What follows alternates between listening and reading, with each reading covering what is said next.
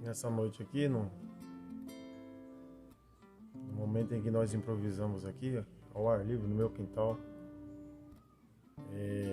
uma situação para eu poder trazer uma mensagem da parte do Senhor Jesus Cristo. Eu queria aqui cumprimentar a todos com a paz do Senhor Jesus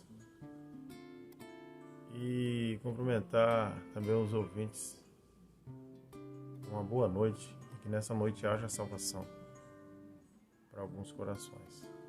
Fico feliz com essa oportunidade porque no meu coração eu tenho uma alegria imensa. Eu tenho uma alegria, um gozo completo quando eu vejo que eu estou lutando para viver os mandamentos do Senhor, os quais chegaram para mim há mais de 27 anos. E eu estou lutando para me manter de pé. Todos os dias é uma batalha diária. E tenho o intuito de que outras pessoas também tenham esse mesmo direito de receber o conhecimento e elas escolherem o que vão fazer desse conhecimento.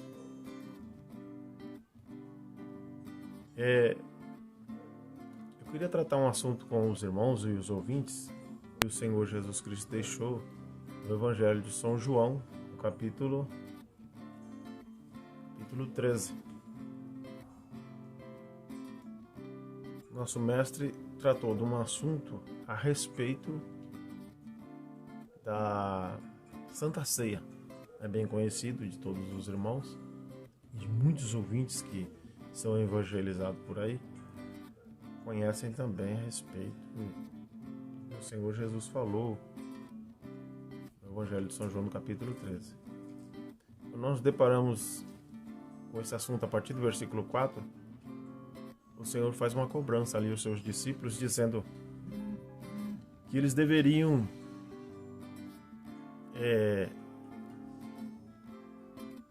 cumprir aquela liturgia, eles deveriam fazer conforme ele estava fazendo.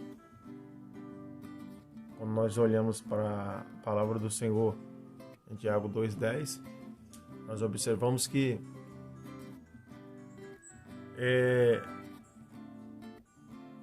se o homem e a mulher obedecer todos os pontos concernente à lei e tropeçar em um só, ele tornou-se culpado de tudo, leva Cristo a vitupério. E é como se tivesse crucificado novamente o Senhor, o Rei da Glória. E se nós o temos como o Rei da Glória, devemos obedecê-lo como tal. Devemos respeitar a pessoa dele, a figura dele, devemos respeitar os seus ensinamentos, devemos respeitar tudo que nos foi ensinado por ele.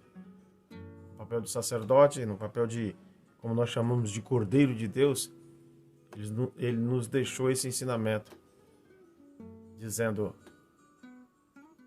que nós deveríamos lavar os pés uns dos outros.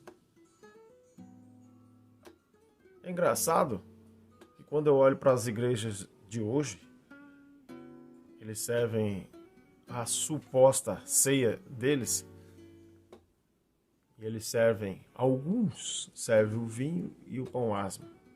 É assim que deveria ser servida a ceia. E outros nem isso servem. Mas ambos, os que servem o pão asmo com o vinho e os que servem suco e servem boys, na maioria das vezes, eles descumprem o mandamento, não tornando completo, porque o Senhor disse que era para lavar os pés dos discípulos na Santa Ceia. Era para lavar os pés uns dos outros. Não foi uma coisa que o Senhor quis dar uma lição para no futuro eles mostrar um coração humilde, simples, que eles de alguma forma pudessem exercer humildade entre um. Não. Era um mandamento direto, assim como foi o mandamento para Adão. No dia em que você comer deste fruto, nesse dia você vai morrer. Agora nós observamos, irmãos, com respeito a Adão, ele comeu do fruto, viveu 930 anos E tem pessoas ainda que falam: como Deus disse que Adão iria morrer e ele viveu 930 anos. Quando Deus tratou com Adão e disse que ele iria morrer no dia em que ele ia comer, Adão estava numa situação de um ser eterno. E Deus estava tratando com um ser que tinha vida em si mesmo. Deus tinha dado a vida a ele. Então, quando Deus fala com um anjo, quando Deus fala com um ser eterno, um dia é como 1000 anos. E como ele disse que Adão ia morrer, naquele dia, ele só permitiu Adão viver 930 anos. Humano, né? 930 anos humano. E Adão baixou a sepultura por conta daquela desobediência. Agora, irmãos, eu fico pensando assim: de que forma que o espírito ele entra o maligno? De que forma que o espírito satânico ele entra? E como que ele consegue colocar na cabeça do homem de hoje que está lendo a Escritura, que está observando? Diz ele com cuidado. Eu vejo muitos estudiosos da Escritura Sagrada que não lavam o pé do seu irmão. E eu queria compreender qual é o caminho que o adversário ele trilha para poder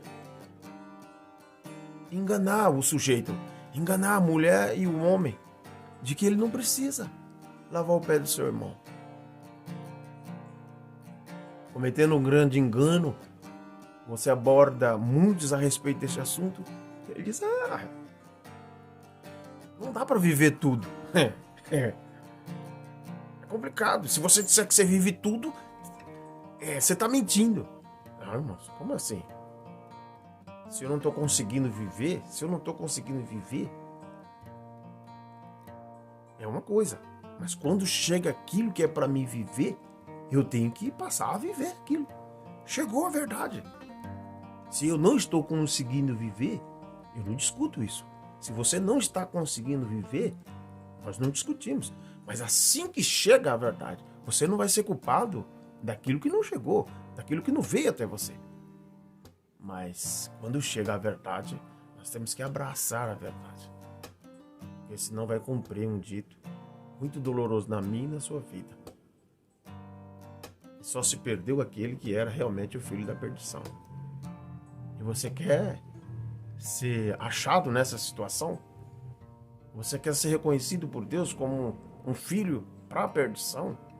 Você quer ser reconhecido por Deus como um ser digno de ouvir: apartai-vos de mim, maldito, porque eu não vos conheço? Porque vocês praticavam iniquidade? Não. A mim e a você compete a obediência. A mim e a você compete fazer a vontade do Senhor Jesus Cristo. E ele disse: eu, sendo mestre e Senhor, eu fiz isso. Fez o quê? No capítulo 4, no versículo 4 do capítulo 13 do Evangelho de São João, eu vou ler a passagem, os irmãos prestem atenção, porque um detalhezinho às vezes a gente perde a bênção. Está escrito aqui: levantando-se da ceia, ou seja, depois de ter comido do pão e bebido do vinho, que era assim que era servida a ceia, tirou a sua vestimenta. Em algumas Bíblias está: tirou a sua capa,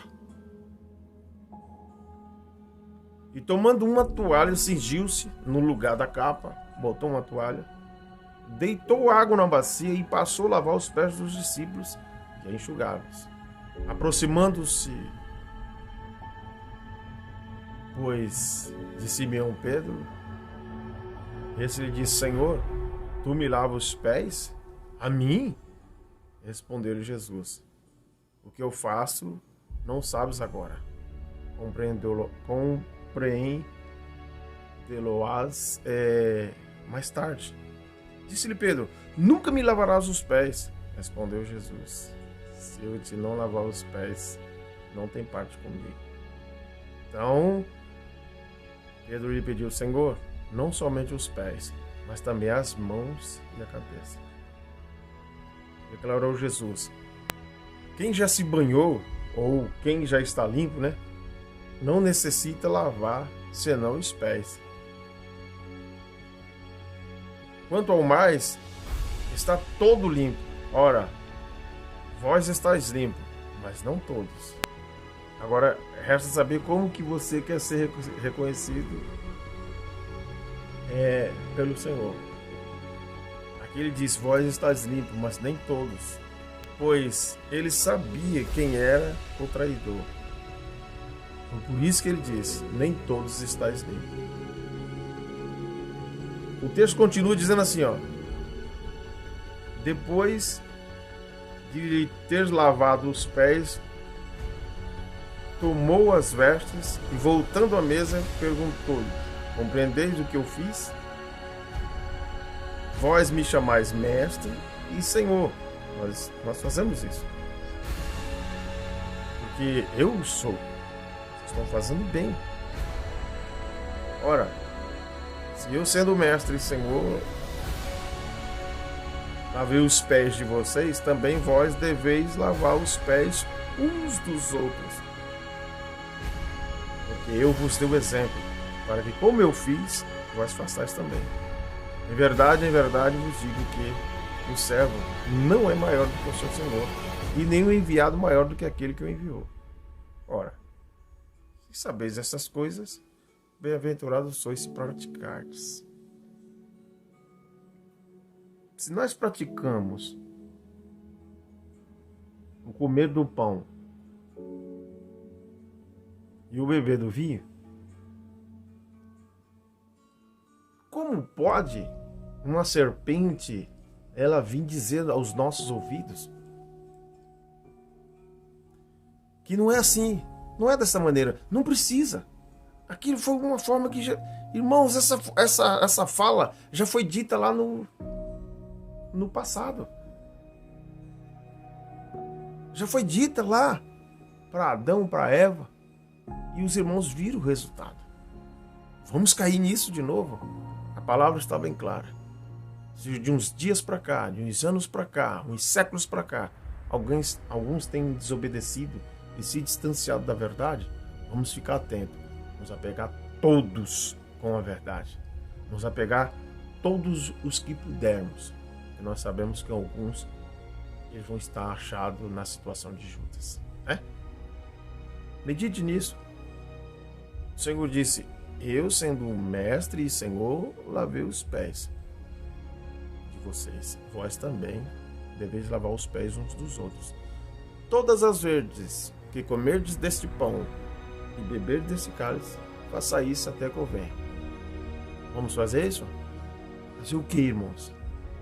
Todas as vezes que comerdes desse pão e beber desse cálice, faça isso. Lave os pés dos seus irmãos.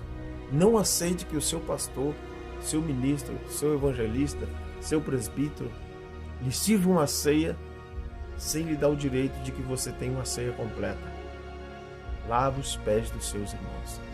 Mas a minha igreja tem 1000 membros. Pô, compre 500 bacias. É simples.